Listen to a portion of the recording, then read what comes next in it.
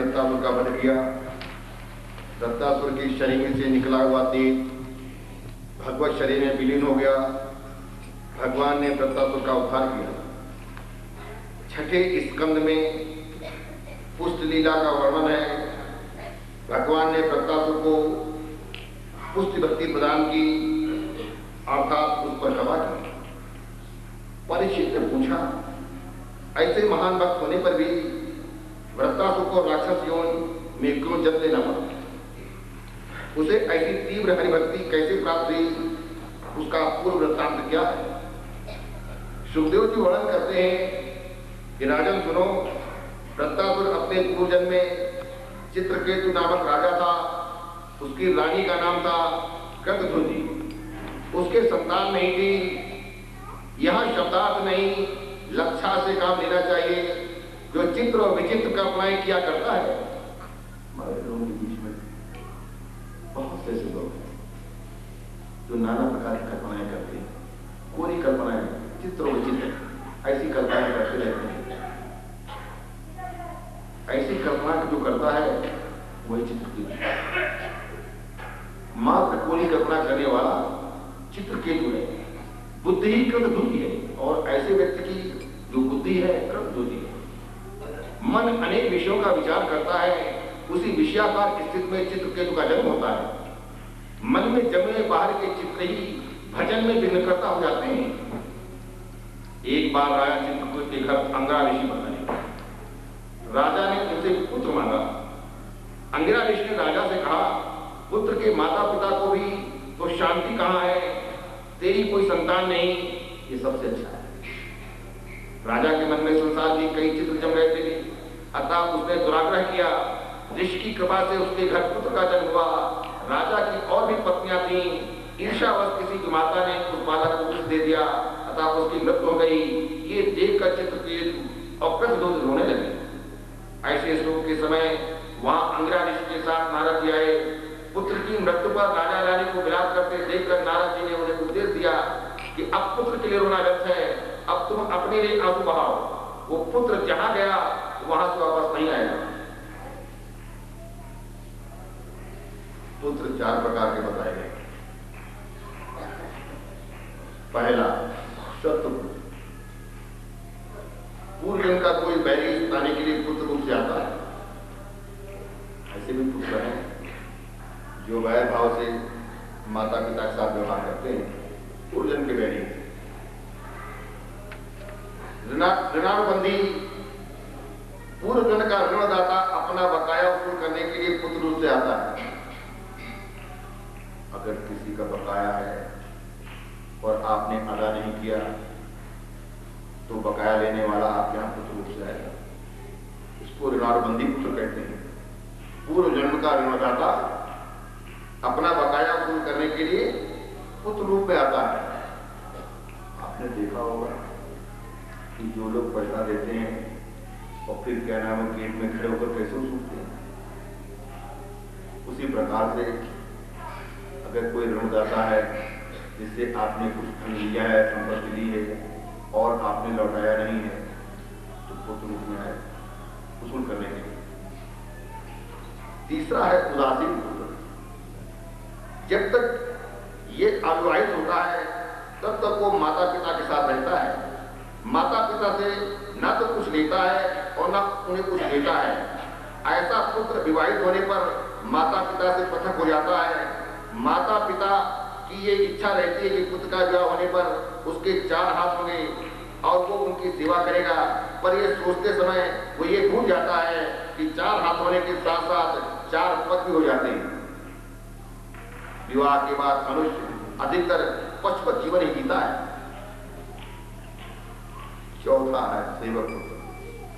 पूर्व जन्म में किसी ने सेवा पाई होगी।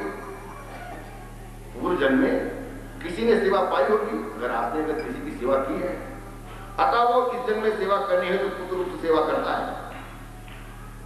अगर आपने कभी किसी की सेवा नहीं की तो आपकी भी कभी सेवा प्राप्त नहीं होगी।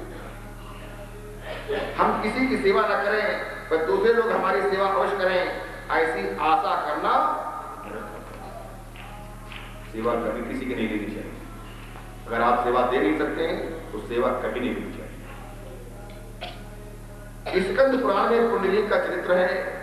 पुत्र को माता पिता की सेवा किस प्रकार करनी चाहिए, इसका ये उत्तम दृष्टांत है। पुंडलीक के दर्शन करने के लिए भगवान स्वयं पधारे थे। वो भगवान के दर्शन करने नहीं गया था।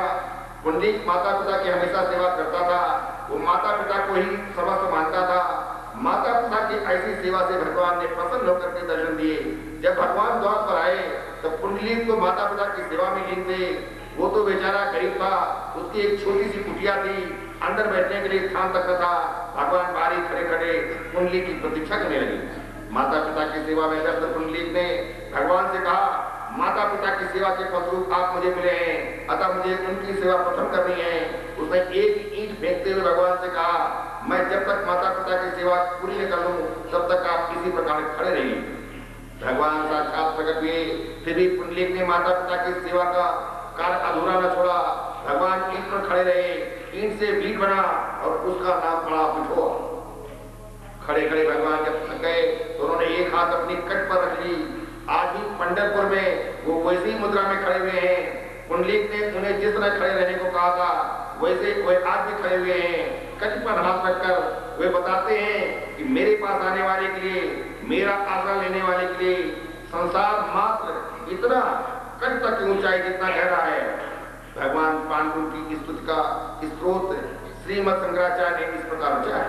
भवते प्रमाणम् इदं मामकानां, भवते प्रमाणम् इदं मामकानां, नितम्बं कराग्राम प्रसूयेन यत्नात् समागतशिष्टं दयानन्दनं परब्रह्मलिङ्गं भजे पाण्डुरङ्गं, परब्रह्मलिङ्गं भजे पाण्डुरङ्गम्।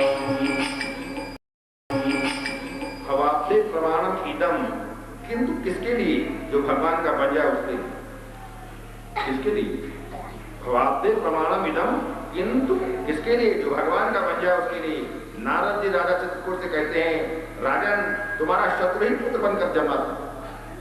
नारद जी ने सुना है, तुम्हारा शत्रु ही पुत्र बनकर जन्मा था। अच्छा हुआ तो मर गया, तुम्हें तो आनंद मनाना चाहिए। नारद जी ने कहा चित्रकूट, तुम्हें आनंद मनाना चाहिए तो मर जाओ। घर, धन, पत्नी, विविध ऐश्वर्य, शब्दादि विषय, राज समृद्धि, सेवक, मित्रजन, रिश्तेदार आदि सभी शोक मोह भय और दुख के दाता हैं। ये सभी नाशवान हैं, जो कि हजारों जन्म हो गए हैं, हो रहे हैं, आगे होंगे। इनमें कौन किसका लगा सगा और कौन किसका संबंधी है। जिस प्रकार जल प्रवाह में बालू के कण कभी इकट्ठे होते हैं, कभी बिखर जाते हैं, उसी प्रकार समय के प्रवाह में संसार के प्राणी इकट्ठे होते हैं और बिछुड़ जाते हैं। जब उस मृत राजकुमार की जीवात्मा को लाया गया तो किसी को भी पहचानता नहीं था। चित्रकेत, राजा चित्रकेत और उनकी पत्नी को नारद भगवान ने जब देखा तो बहुत दुखी जीवात्मा का आह्वान किया। लेकिन वो पुत्र रूप में जो जीवात्मा आई थी वो पहचानती ही नहीं। उसने कहा, मेरे तो हजारों जन्म हो गए हैं, मैं उनमें से कौन कौन से जन्म के माता पिता को याद रखूं। ऐसा कह करके वो जीवात्मा चली गई।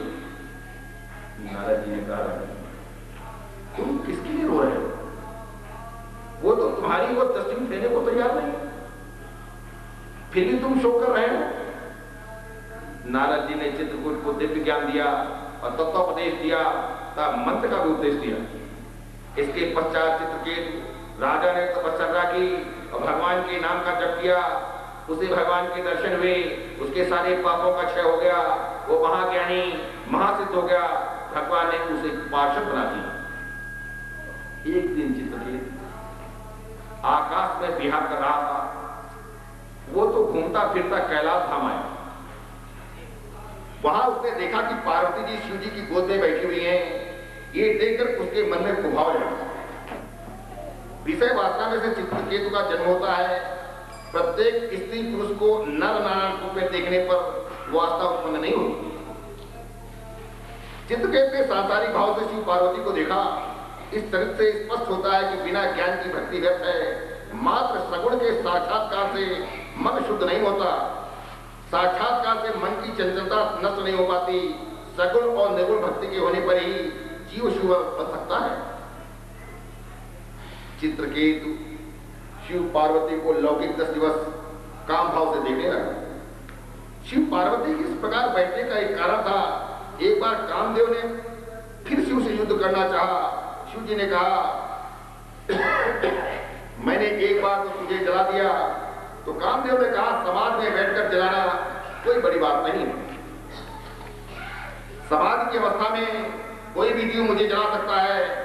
मेरे मन में एक छोटी सी आकांक्षा विशेष है, आप पार्वती को आलिंगनबद्ध कीजिए, मैं उसी समय अपना बाण चलाऊं।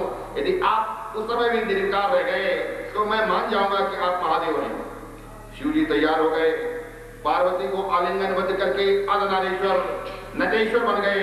काम ने उन्हें विचलित करने की पूरी कोशिश की, किंतु उसे सफलता न मिली। शंकर निर्विकार हो गए। कामदेव ने अपनी पराजय स्वीकार कर ली और शिव जी की शरण में आ गया। बोलो भगवान शंकर की, भगवान शंकर की, भगवान शंकर की। चित्रकेत इन सारी बातों से अनजान, अतः वो शिव जी की निंदा करते हुए बोला, भरी सभा में ये अपनी पत्नी को आलिंगन में लेकर के गोद में बिठा कर बैठे हैं, इन्हें कोई लाज भी नहीं आती क्या? शिव पार्वती तो निर्विकारी थे, किंतु उन्हें देखने वालों की आंखों में विकार था। किसी को लौकिक भाव से देखोगे तो मन में विकार उत्पन्न होगा और विकृत चित्र मन में उभरेंगे। इस प्रकार लौकिक भाव से देखने के कारण चित्रकेतु का पतन, चित्रकेतु का पतन। उसकी निंदा से शिव जी को तो कुछ बुरा न लगा। जिसके सिर पर ज्ञान गंगा हो उसे निंदा रस प्रभावित नहीं कर सकता, किंतु पार्वती के लिए बात असह्य थी। उन्होंने चित्रकेतु को श्राप दिया, उद्धत तेरा अब असुर यौन में जन्म होगा। माता ने श्राप दिया। चित्रकेतु पार्वती माता से क्षमा याचना करने लगा तो देवी ने कहा, तू दूसरे जन्म में तुझे अनंत भक्ति प्राप्त होगी, तेरा उद्धार होगा। पार्वती के शाप के कारण चित्रकेतु का प्रताप के रूप में जन्म हुआ। मन चित्रकेतु यदि शुभ कल्पना करे, जिस प्रकार चित्रकेतु ने प्रताप की थी, तो अंत में सुखी हो सकता है। दुष्ट कल्पना करने पर दुखी होता है। नारद जी और अंगा जैसे संतों के समागम से मन बुद्धि ऊर्ध्वगामी बनते हैं। नारद जी और अंगा जैसे संतों के समागम से मन बुद्धि ऊर्ध्वगामी बनते हैं। मन में विषयों के चित्र न उभरे, सात्विक भाव जागे, इसके लिए लक्ष्मी नारायण का सतत पूजन करो। विष्णु सतगुण के अधिपति देव हैं, उनकी सेवा करने से मन में सात्विक भाव की जागृति होती है। विषयों के चित्र अंदर होते हैं, आंख मूंद कर बैठोगे तो बाहर आएंगे। इन चित्रों को मिटाने के लिए लक्ष्मी नारायण की सेवा करना आवश्यक है। दित्य के दोनों पुत्रों की मृत्यु हो गई। दित्य ने इंद्र को मारने के लिए व्रत किया। कश्यप ऋषि ने इंद्र को मारने वाला पुत्र उत्पन्न हो सके, इस हेतु दित्य को 1 वर्ष का व्रत बताया और उसका नाम था पंचवन व्रत। चंचल मन को ईश्वर में स्थित करने का साधन ही व्रत है। व्रत से मन की चंचलता घटती जाती है, ईश्वर में स्थिरता बढ़ती जाती है। मन को ईश्वर में लगाए रखने का साधन ही व्रत है। उपवास अलग है, व्रत अलग है। हम व्रत की चर्चा यहां कर रहे हैं। व्रत से मन की चंचलता घटती जाती है, ईश्वर में स्थिरता बढ़ती जाती है। मन को ईश्वर में लगाए रखने का साधन ही व्रत है। व्रत क्या है? मन को ईश्वर में लगाए रखना, यही व्रत है। जितने व्रत तो किया, किंतु व्रत के नियमों का बराबर पालन न करने के कारण व्रत भंग हुआ। परिणामतः मर्त्य गणों की उत्पत्ति हुई। भेद बुद्धि ही स्थिति है। चंचल मनोवृत्ति को एक ही स्थान पर स्थिर करके एक को अनेक में निहारा जाए, तभी व्रत सफल होते हैं। भेदभाव के कारण दित्य के व्रत का भंग हो गया। अब दित्य ने इंद्र से कहा, ये मेरी संतानें हैं, किंतु इनकी गणना देवों में होगी। अब दित्य के मन में इंद्र के लिए कुभाव नहीं रहा। इन मर्त्य गणों की उत्पत्ति का वर्णन करके स्कंद की कथा समाप्त की जाती है। अंत में जिनका नाम संकीर्तन सभी पापों का नाश करता है और जिनको किए गए प्रणाम सभी दुखों को शांत करते हैं, उस परमात्मा को, श्री हरि को हम प्रणाम करते हैं।